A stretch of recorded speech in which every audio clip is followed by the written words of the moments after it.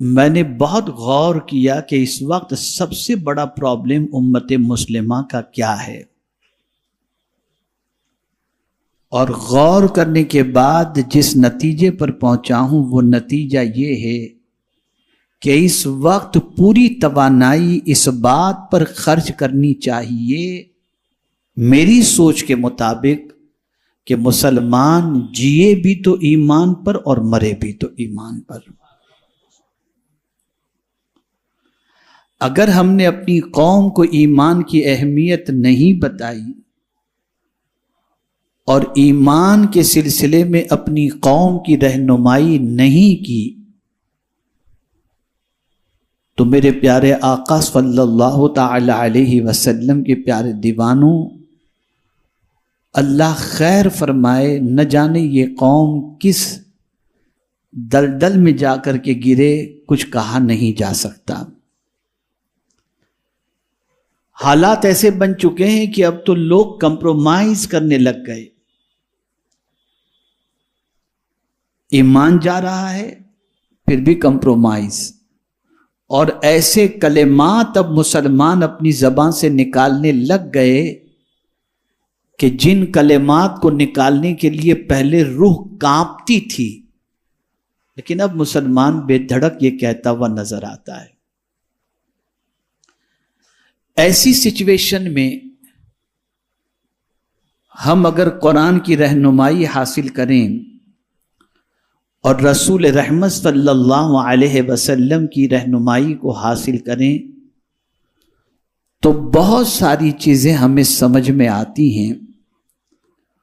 انہی چیزوں میں سے آج میں نے ایک قرآنی دعا کا انتخاب کیا ہے،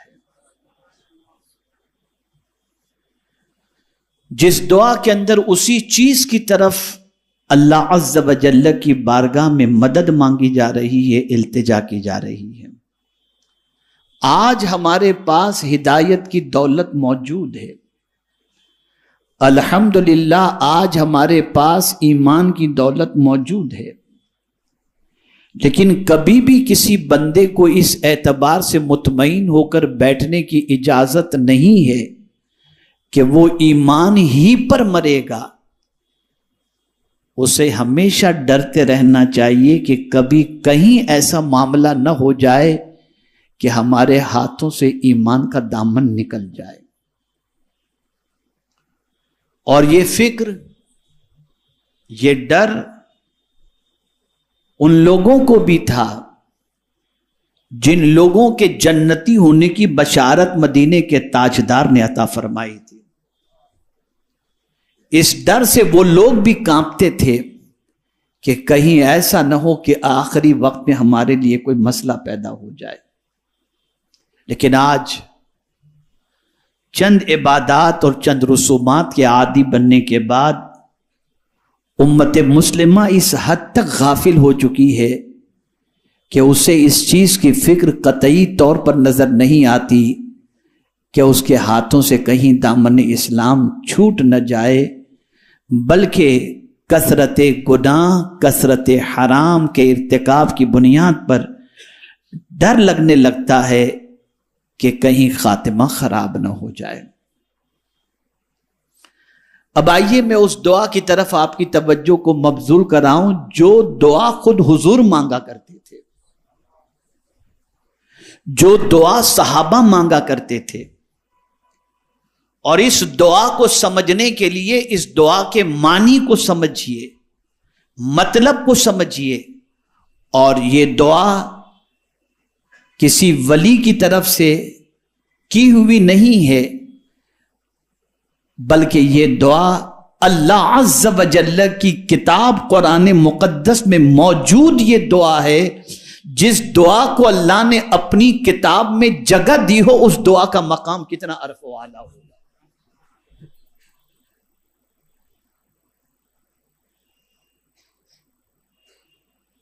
دعا کا آغاز ہوتا ہے ربنا،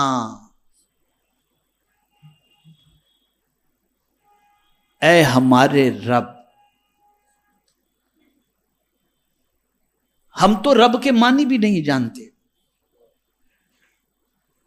اگر رب کے معنی جانتے ہوتے تو ہمارا ایمان مضبوط ہوتا.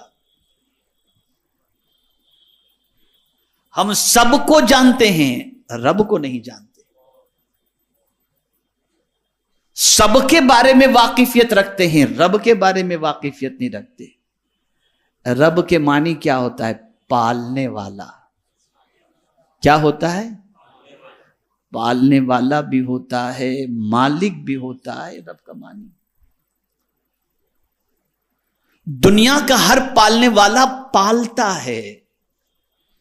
جانور بھی اپنے بچے کو پالتا ہے، ماں باپ بھی اپنے بچے کو پالتے ہیں، درخت کو بھی پالا جاتا ہے. یہ پالا جاتا ہے، پالنے والے بہت ہیں. لیکن ہر پالنے والے کی کوئی غرض ہوتی ہے.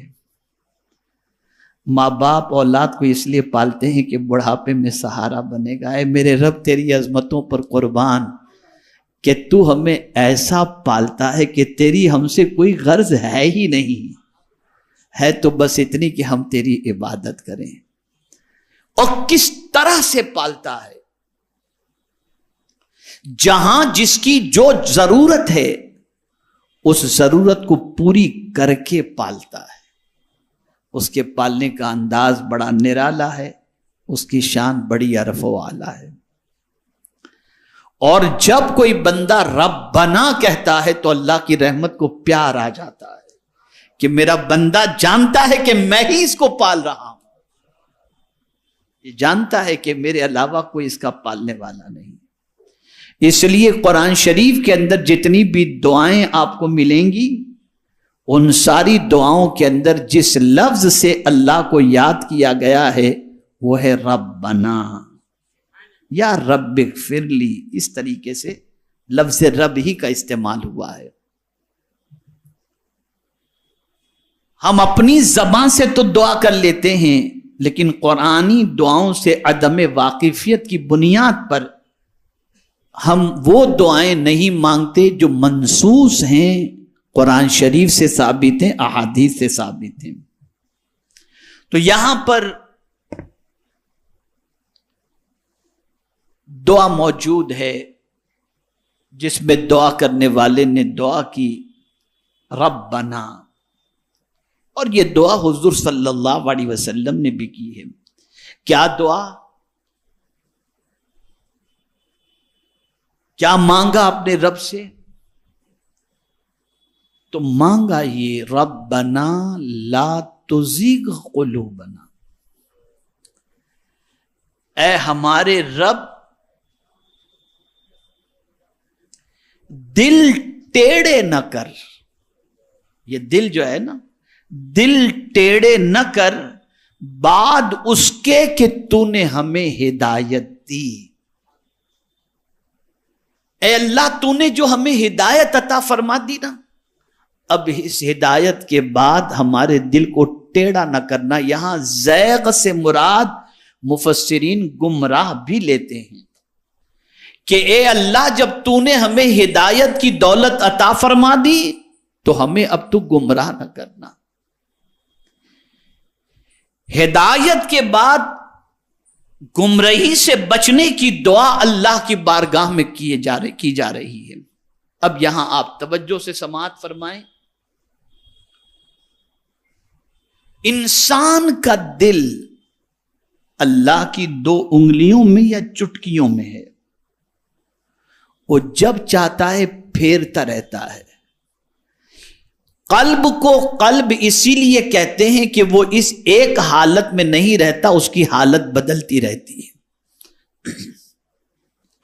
کبھی آپ دیکھیں گے کہ آپ کا دل بہت نیکی کرنے کا ہوگا، اور کبھی آپ دیکھیں گے کہ آپ کا دل بہت گناہ کرنے کو چاہے گا. دل کی ایک حالت ہمیشہ نظر نہیں آتی، یہ دل بدلتا رہتا ہے، دل کی کیفیت بدلتی رہتی ہے.